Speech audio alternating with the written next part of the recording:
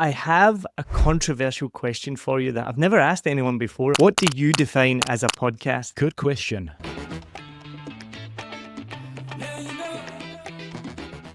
Welcome back to Smarter Podcasting with me, your host, Neil Mackay, the podcast guy. I've been on a short break, so thank you very much for everyone who's continued to listen. We posted some podcasts, which are really valuable episodes that have been posted in the past, but we brought them back to you. And so I hope you really enjoyed them. And thank you if you're a regular listener and if you're tuning in for the first time as well. Thank you so much. I've been creating podcasts since 2019. I started my first podcast just as a hobby. It was called a Saigon podcast. It's now a Vietnam podcast, and it's crazily made it into the top 5% of podcasts worldwide. It's the longest running English language podcast in Vietnam. And I've met some incredible people through that, and I learned some amazing skills.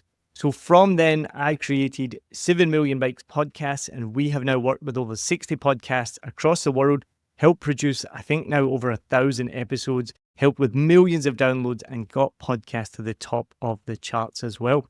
So now in this podcast, Smarter Podcasting, I'm going to share with you all my tips, my tricks, my failures, and talk to experts in the podcasting industry to help you make the best podcast possible. Now, in this episode today, I say this, I think, every episode, but I am genuinely really, really excited to talk to this person because we're going to be talking today about organic short-form content for social media marketing, which I would assume if you're in the podcasting world, you understand that over the past year, this has been all the rage. It's a massive game changer. We do it on all our podcasts. Every podcast we make, we offer one free short-form content for every episode. And most clients want us to make more because they're so valuable. So for example, one of the podcasts we did, I'll be really honest, the main episode on YouTube, I think got like 50 views. And one of the short form content videos got over 10,000 views. So when you start to add that up, you can reach way more people. So my guest today, he's a Kiwi, which I love talking to Kiwis. If you know me, I used to live in New Zealand. I call myself a token Kiwi. He's one of New Zealand's top podcast marketers. He's responsible for marketing award-winning shows like Between Two Beers, which we've had the host of that show on here before. He does the Dom Harvey podcast, as well as top-ranking shows like Sports Cafe, The Good, The Bad, and the Rugby ANZ, and Lead on Purpose with James Laughlin and School Shots. So today we are going to be talking about, as I mentioned, organic short-form social media marketing with Marcus Logan. Marcus, thank you for joining me today on Smarter Podcasting. Thank you very much for having me, mate. Excited to be here. It's good to talk to, I was going to say a fellow Kiwi, but I'm being disingenuous because I'm clearly by my accent from Scotland. But how's life in Auckland right now? It's great. It's great. I love Auckland. I love New Zealand. And no complaints really. And how is podcasting in New Zealand right now? It is taking off in New Zealand. We here in New Zealand, we're quite slow adopters to international trends. Most of the time we're about, 4 or 5 years behind major things that happen in the US and the UK culturally. So the podcast boom has kind of just arrived in New Zealand. So more and more people are entering, more and more media companies are starting podcasts, and more advertisers are coming and sponsoring. So yeah, happy days. It's taking off here. It's really, really exciting. And it's crazy to hear that. I mean, you're talking these terms of 4 or 5 years. As I was talking to you before the start of the show, I crazily have been in Vietnam for 9 years now, which was never the plan. I left New Zealand for 1 year, was going to go back, and then suddenly 9 years later, I'm still in Vietnam. It's crazy to think where podcasting was 9 years ago. When I left New Zealand, I couldn't think of any podcast I would listen to in New Zealand. I listened to the Serial podcast, about Adnan Syed, which was 2014, which was in the boom of podcasts again. But apart from that, I can't remember anything in New Zealand. And even just talking to my wife recently, I mentioned how we're talking about how I started my podcast in 2019. She's like, yeah, you started yours really early. And I was like, I didn't start it early. I was like, so 2019. She's like, no, that was like pretty early. And I was like, oh shit, so it was. So what's the trends that you're seeing right now in New Zealand? Yeah, the trends are lots of kind of traditional media companies are now entering the space and launching kind of new sub-brands that are specifically podcasts, and lots of media personalities that may have been on TV or the radio or in other kind of mainstream media are now launching podcasts. A, because it's becoming more profitable here in New Zealand, and B, the traditional media landscape here in New Zealand. I'm not sure if you're too aware of it, but our major media companies have been struggling a lot. Basically, every regional newspaper in New Zealand is now shut down. One of our main news channels has been shut down. There's hundreds of people in that industry looking for work and who now have the freedom to pursue other projects. So, yeah, like I said, the space is just kind of flying and it's getting more and more competitive, but also more and more opportunities now in the space with more advertisers, etc. So yeah, everyone in New Zealand is starting a podcast, basically. I do feel part of that worldwide and in New Zealand is the barrier to entry is quite low for podcasts. It always has been, but the results I would say were quite amateurish, and I include myself in that. When I started in 2019, I just started with a microphone, and 5 years later, I'm still amateur, but a better amateur. But now the price of things like headphones has gone down, price of microphones has gone down. Even now with mobile phones are so much better than when I left 9 years ago. I'm recording 4K right now through a mobile phone. I feel like that barrier to entry has become so low that it makes it even easier for people to come in and at a high standard. But I have a controversial question for you that I've never asked anyone before. I've just thought of it. What do you define as a podcast? Good question, because like, for example, one of my clients last year was a show called Sports Cafe, which was a TV show back in the 90s, early 2000s that we relaunched as a podcast.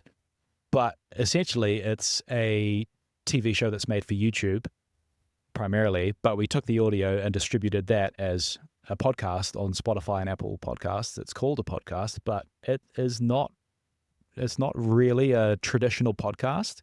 So I think we're going to see more and more of that. You know, streaming has become huge, and quite often streamers will take moments from their streams and upload the audio to a podcast feed. So yeah, it's a great question. Yeah, it's a recorded piece of content that is distributed on podcast streaming apps, but that doesn't necessarily mean that it is a podcast, because a podcast could be almost anything these days. It's so complicated, right? I mean, it kind of showed how I had started quite early. I was like, no, it's audio only. It has to have an RSS feed, and anything else isn't a podcast. And now I've completely done a 180, but now for me, it is video. I'm doing video right now with you. So if you're listening to this podcast, thank you. You can also go check it out on YouTube as well, because that's the way ahead. Every single client now I work with, they come to me and they say they want to make a podcast, and I still forget that they mean video, and it's so much more complicated. And I'm now looking at like the pricing that I'm giving, and I'm like, I need to charge more, because video adds so much more work to the whole process.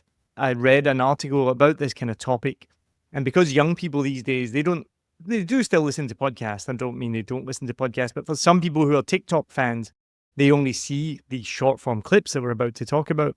And so for some people, a podcast is anything with a microphone. It doesn't matter where they're listening to it, where they're consuming it, how they're consuming it, because they're seeing these clips on TikTok or Instagram. They see somebody with a microphone. They're never going to go watch the full episode. They're never going to listen to it, but they will know that is a podcast. Yeah. And a funny trend that's happening is people will record content that looks like it's from a podcast, but it's not actually a podcast, but they just use it as a clip, as a standalone piece of content on, Facebook, Instagram, TikTok, YouTube Shorts, etc. So it's like fake podcast clips is a content vehicle these days, which is quite bizarre, but just speaks to the power of the format, right? Are you referencing the V-Shred guy? Because I've mentioned him a lot.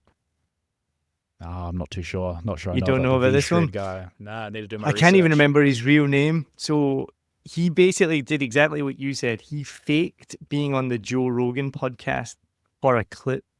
So he's one of these guys that says, like, do you want to get ripped like me? You're training all wrong. You've got to do my program. And I'm sure his program is great. Like, I'm sure it works. Like, he looks great.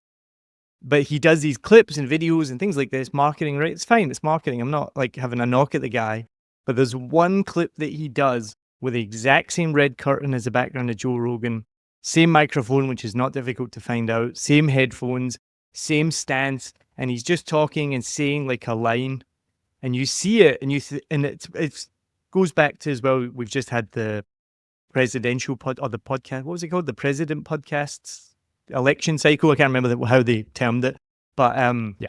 because the presidential candidates all went on podcasts, showing the legitimacy of podcasts.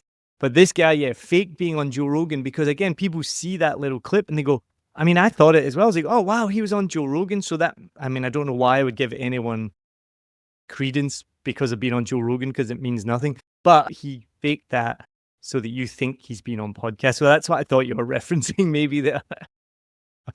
No, it's similar thing. But I mean, hey, smart. If it gets some attention, that's what we're all trying to get. It's the attention economy. So got to do what you got to do, I suppose.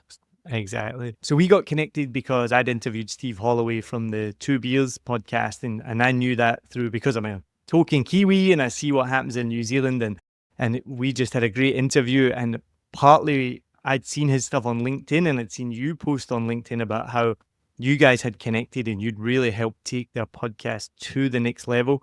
And so we got talking, and I was like, hey, I want to learn more from you and I want to talk to you. So tell me a bit about that story. How did you get connected with those guys? How did you build them up? What were the results? And why is that social media short form content so crucial now? So I worked at a marketing agency down in Hamilton I started there in 2021. This is the last job I had before I started my business. And Seamus, one of the hosts of the Between Two Beers podcast, was a colleague there. And we got really close and became really good friends. And he had the podcast running then. It wasn't necessarily, wasn't anywhere near what it is now. It was a side hobby that he was doing. I was kind of aware of it. A few times I'd said, oh, you should do this on social media, da-da-da. He didn't really pay too much attention. But eventually I ended up leaving the agency and starting my own social media agency. Seamus, he left that job, but was continuing to battle away with the podcast. And then one day he just texted me out of the blue and said, hey, bro, would you be keen to help us out with social media?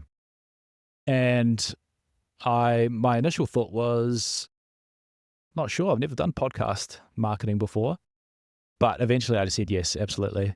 So I started by creating this strategy for them that essentially helped help them to distribute more short form content across more of the social media channels and being more strategic with what we would share.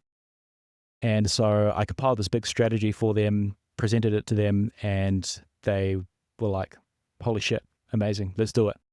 And so got to work straight away. And that was about a year and a half, almost 2 years ago now. And they started out at about 3,000 followers on Instagram, 2,000 on Facebook, 1,000 on TikTok, a couple thousand on YouTube. But now they've got over 100,000 across all these platforms. And we're just growing more and more. So it's been incredible and has opened so many doors for them and for myself. And credit to them for kind of trusting the ideas that I had and being willing to back them, because it's really paying off for them now. The opportunities that come about from a large social media presence are massive and unprecedented, really. And it's just been an incredible ride to be part of. They're so good at what they do that it makes marketing it pretty easy, to be honest. It's just, matching up a few best practices, and the rest is kind of history. Amazing. I have, I think, 3, maybe 4 follow-up questions on that, which I'm going to have to try and remember. So first one is, without giving away, obviously, the secret to what you do, it's your job, and not expecting you to do that, but what is the secret sauce of creating clips? Like, even I want to know that, because we do it, and some of them, as I mentioned in the beginning, do great, and some of them do average, and some of them do rubbish. And I haven't personally figured out, I think we make good clips. I haven't personally figured out what makes a great clip. The secret to a great clip is a piece of content that requires no context for somebody to watch and get some kind of value out of it.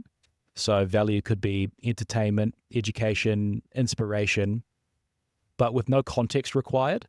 So anybody from down the street, if they see a clip pop up from your podcast, without knowing who the speaker is, without knowing the account that's posted it, are they going to be able to interact with that piece of content and walk away having had some kind of value from it?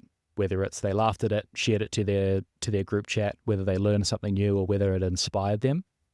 So context is crucial, and it's one of the main problems I see with a lot of bad podcast marketing is they're assuming that their audience or that the public know or care about the people or the topics that they're talking about. And a lot of the time when a clip doesn't do well, it's because it's too kind of internally focused, whereas if you create something that's more universally relatable, understood, entertaining to a wide group of people, that's going to take off. It's about creating content that gets people sharing, talking about it. Yeah, that's how we approach it. And the longer that you can get somebody, and the longer that you can get somebody watching your clips too, makes a hell of a lot of difference. So it's all about the first 3 to 4 seconds. If you can hook someone into watching past that 3 or 4 second barrier, the platforms and the algorithms pick up that that's a decent piece of engagement with the content, and then they're going to push that further to more people. And then if those people watch it for a long amount of time too, it gets picked up and sent out to an even larger group of people. So yeah, that's kind of the way that I think about it. And it makes sense because, I just think of my own habits when I'm thinking about these things. It literally takes less than 3 to 4 seconds to skip the clip as you're going through your reels. I'm an Instagrammer, I don't use TikTok, but as you're going through, you're just like, yep, no. And then you find something and you're like 3 or 4 seconds. Yeah, oh, okay, I'll watch it. So when you're going through the transcript or you're going through the episode, is that what you're looking for? Do you have like a construct? Do you have like trying to think of the word, but do you have an idea, a matrix of what you're looking for as you're going through the episode? You're looking for attention-grabbing statements, natural beginnings to stories, setups to strong opinions, and then you're wanting to grab those moments and bring them straight to the front. Even if it's not in the natural flow of a conversation, there's still a way that you can use something as a hook to then add in a transition effect and then tell a full story. So I'm quite often looking for things that naturally pique my attention. And the bests are beginnings of stories, beginnings of jokes, controversial, bold opinion or a statement. And then, that's always what I'm looking for. Now, I know that my editor is going to be editing this, Chelsea here, and I hope she's listening to this, and I know she will be, and we both are. This is such great information because we're both, I know, going to be talking about this afterwards and how do we create these clips. And I hope she goes back and she finds that part where I said to you, I have a controversial question for you. Would that be a good opening hook? Absolutely, because, people are going to want to keep watching and figure out what the controversial question is, so that's exactly it. So reverse engineering it back, do you and the team ever pre-plan? I hadn't pre-planned that, but it is a good one, I think. Do you have meetings before and you're like, hey, if you can just add this in, if you can say something about this topic, it's going to be good for the social media afterwards? Potentially, not all the time. Most of my clients, they do a hell of a lot of pre-production. They do a lot of research. I know and trust that they're going to be touching on opinions that are going to be, widely interesting to a large group of people. So unless there's something that really stands out to me that I'm like, hey, make sure you ask them about this, whether it's something that's topical or in the news or they've, gone viral for something that the hosts might not know about. Yeah, that's when I'd butt in, but typically they do such a good job that I rely on them asking the right questions and trust that they will, and then pick it up in the back end. And my next question was, do you reformat or repurpose content based on the platform? So we've mentioned TikTok, Facebook, Instagram, YouTube Shorts, and then LinkedIn as well does more and more video content. That's 5 platforms right away. Do you do the same content on every one or you repurpose it? Slightly different content across each one. But for the most part, it's pretty, it's one piece of content with many purposes and many potential different audiences is how we think about it. So, and also the dominant form of content across all social media now is short form video. So we typically just populate all the short form video channels with our short form video content.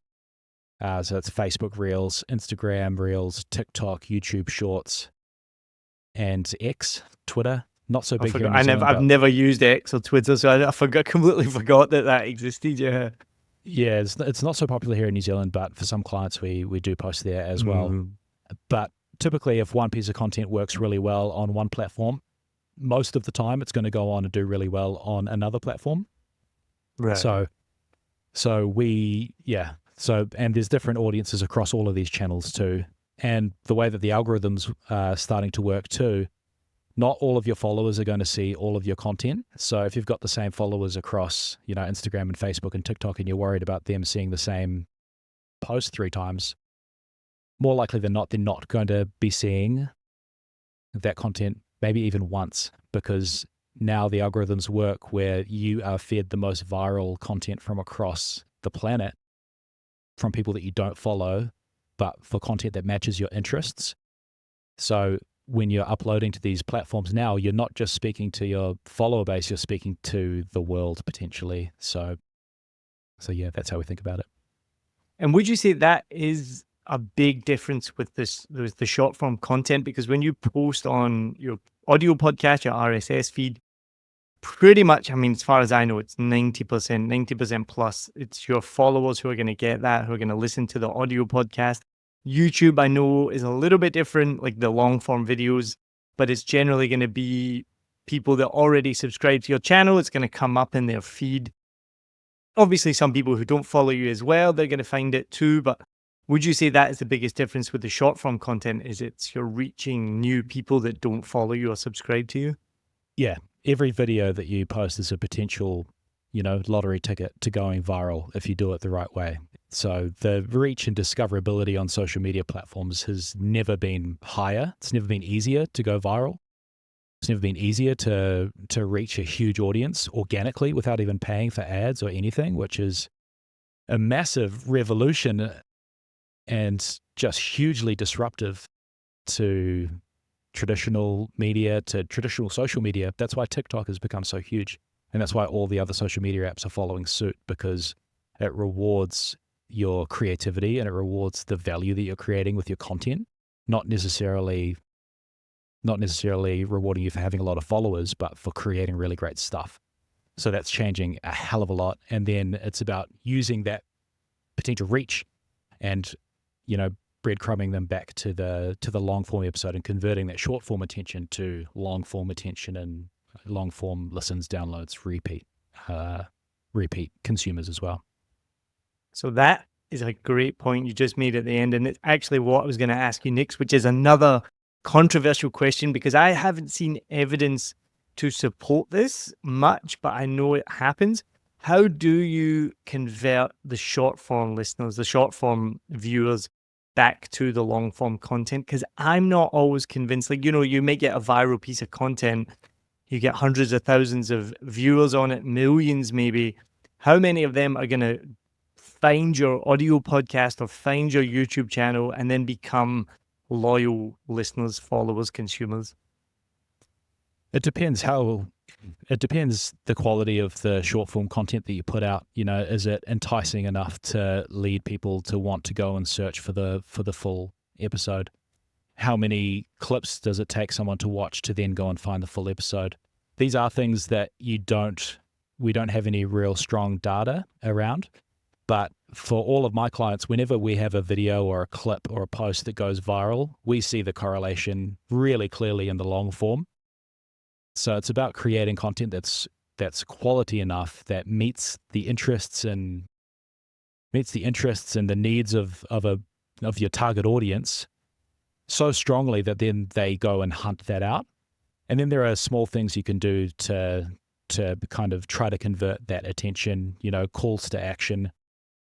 So one thing that we do for some of our clients is in the last 2 or 3 seconds of a clip, taking out the subtitles and putting on a little text tag saying watch or listen to the full episode, stating that again in the caption, linking it in your Instagram stories, Facebook stories, TikTok stories. Yeah, it's really important to do whatever you can to convert that, because you're right. A lot of attention does just die on on a short form clip, but it's about being aware of that and doing as much as you can to convert that. But also it's long-term brand building too. The more engagement that you have on your social media channels, the more people that you are going to have the opportunity to convert into the future as well. So yeah, that is a bit of the missing bridge at the moment. It does exist. Yeah. Yeah, somebody said to me lately, like, we were talking about something on this podcast, and he's like, "You're like a data guy, right?" And I was like, I don't really think about it, but I guess so. I do kind of follow the data. I look for just follow the numbers, and I just want to do what the numbers tell me, basically. And I've not seen specific numbers on that. It's good to see. So I assume that when you have a viral content, you're also seeing on your other platforms like an increase in followers and listens. It's on my podcast, I call it my hobby podcast because I've made a tiny bit of money out of it over 5 years, but I don't make any significant money out of it at all. And I just love it, which is a Vietnam podcast. And I haven't checked February, but in December and January, we had our 2 highest months back to back ever. This 5 years after we started. And I was thinking why. And one of the things is we created a website, which we'd never had before. So now we direct people to the website. And I've read that, again, following the data, that websites are one of the best ways to build your podcast. We started doing video for the first time, really seriously, doing a lot more online, doing a lot more short form clips as well. And then I realized as well, it coincided with me going from 1 episode a week to 2 episodes a week. And I was like, oh yeah, that's probably a big driver in those massive months. But those are a lot of positive changes we've made. And so it's hard to pinpoint which one. I'm assuming they've all made a difference. Definitely doing 2 episodes a week has made a big difference, but not to the point of the numbers that we're seeing now. And it's exciting to see those changes make a difference. It's hard to say, oh, it's the online social media alone that's brought in listeners, but I would hope so, because to go back to your point you were saying, I think with podcasters, you have to decide your goals and what you want out of it, because there's one podcaster who just wants to do audio and that's fine. They don't want video. And from what I've seen, if you don't do video, there's no point doing social media clips because words on a screen don't work at all. What they call audiograms just don't go viral at all. But some people don't, they just want to do an audio podcast. That's fine. They want to build their growth that way, organically or with advertising, whatever way they do it. And that's fine. But then there's other people, like a lot of clients we work with, where it's a bigger strategy. And what we advise is you do a blog, you do a website, you have the social media clips. Because if you do want to market your brand, and that was the phrase you used that I liked, if you want to market your brand and it's a more, I hate that word holistic, I don't even know if it fits for this scenario, but if you want to have a bigger holistic ecosystem that covers everything, if you want to get in front of more eyeballs, this is one of the best ways to do it and to grow your podcast, whether that's a video or whether it's a TikTok or whether it's a audio only. 100%. I mean, I'm kind of a social media evangelist in a way, because I just think that the technology is so disruptive.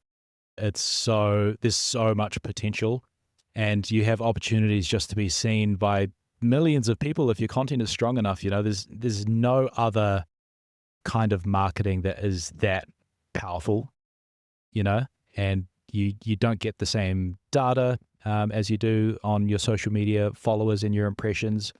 It's literally any video you post is a lottery ticket. It could change your life if you post one clip that's cut the right way, that's posted at the right time, has the caption written correctly. It's just the ROI on posting, and it's free. You don't even need to pay. You just can post as much as you like. It's such a huge opportunity, and not just podcasters, but businesses still don't realize it and don't treat it with the importance that it deserves.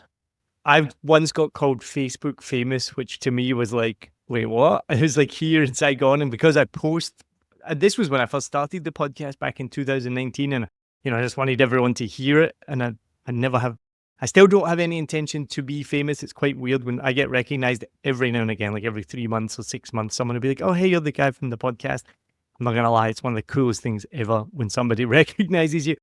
But early on, somebody called me Facebook famous, and I was like, wait, what? And he's like, yeah, everyone on Facebook knows who you are. And I was like, oh, that's weird. I don't really, because I don't think about it like that.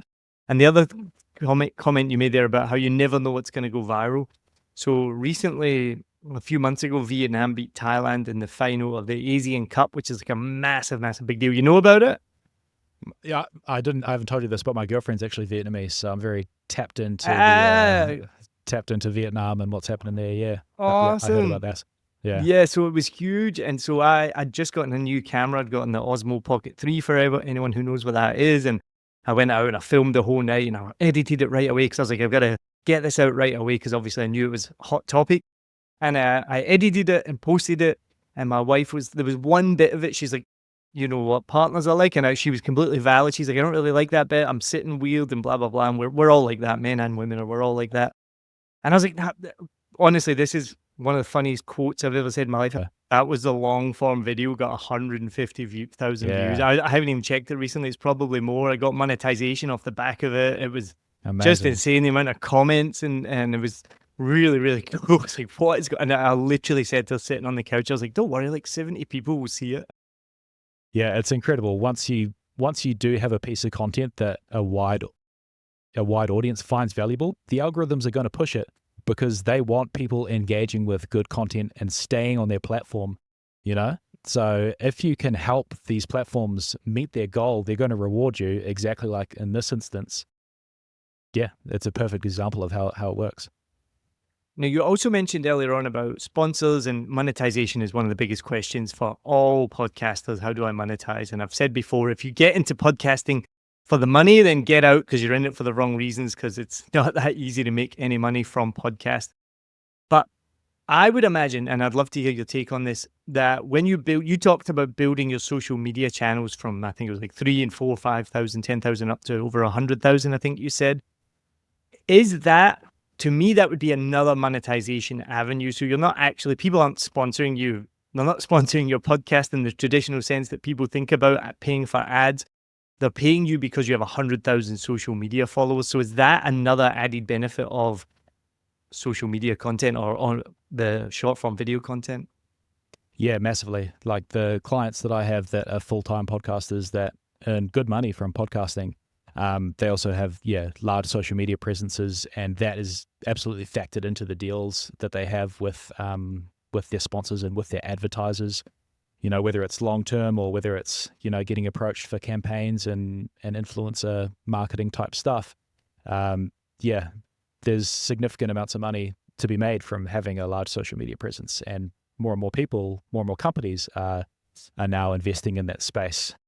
So yeah, like it's funny with the Between Two Beers guys, when I first started, they would have had no idea that they would be doing what they're doing now, which is, every week they're getting approached with social media content deals and campaign briefs. And this was totally unthinkable to them, a couple years ago. So it's really profitable if you do it right. And it's definitely another way that you can monetize as a podcaster. And I know those traditional podcasters like me, it would be like a little bit of a knife in their heart. They're like, I don't want to do social media marketing. I just want to make money from my podcast. But if you want to make money, then it's definitely an avenue to go down. Marcus, this has been absolutely amazing. I've been so excited to talk to you. I've taken so much from this. I'm definitely going to be pestering you and messaging you and asking you to look at our clips and see how we're doing. I really, really cannot thank you enough for this. And thank you for listening. Thank you for watching. Remember, we are on YouTube. We are on Spotify, Apple Podcasts, all that stuff. The best thing that you can do if you're listening right now is share it with someone else who makes a podcast or who wants to make a podcast. And even better still, get in touch with me, Neil at 7millionbikes.com, or just go to our website, 7millionbikes.com. You can book a call with me. I'd love to help you make the best podcast possible. So Marcus, thank you so much for this. This has been incredible. Cheers. Awesome. Thanks for having me.